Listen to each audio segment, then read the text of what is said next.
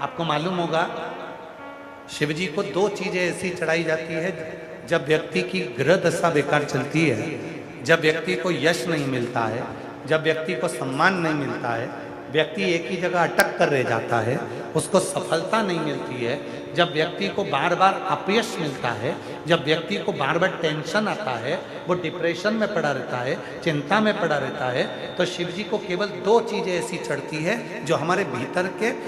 क्लेशों को, अशांति को, दुख को, तकलीफ को, कष्ट को हमारे भीतर से निकालता है। एक है धतूरा और दूसरे नंबर पर है समी का पत्र। एक धतूरा और दूसरे नंबर पर समी का पत्र। ये जो समी का पत्र होता है, समी का जो पत्ता होता है, इस पत्र में इतनी प्रबलता होती है समी के अंदर कि जैसे कहते हैं समी की जो लकड़ी होती है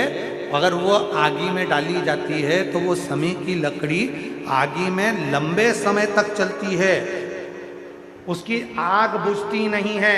सारी लकड़ियों की आग जल्दी बुझ जाती है, पर समी की लकड़ी की आग लंबे समय तक चलती है। उसी तरह एक समी का पत्र जब हमारे भीतर बहुत क्लेश होता है, अशांति होती है, टेंशन होता है,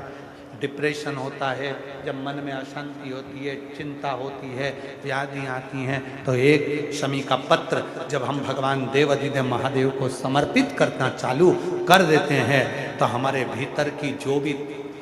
तकलीफें हैं, कष्ट हैं, बीमारियां हैं, रोग है, ये सब धीरे धीरे कटना प्रारंभ हो जाता है। एक शमी के पत्र में वो बल होता है, एक धतूरे में वो बल होता है, एक धतूरे में और शमी के पत्र में वो प्रबलता होता है।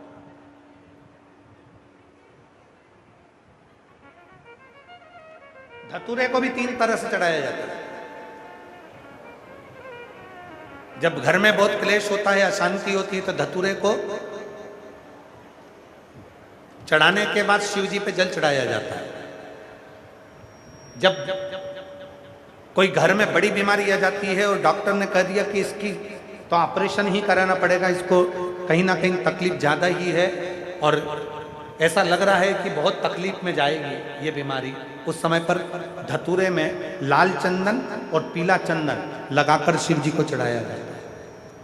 और तीसरे नंबर पर जब घर के लोग सब अलग अलग दिशा में जाने लगे,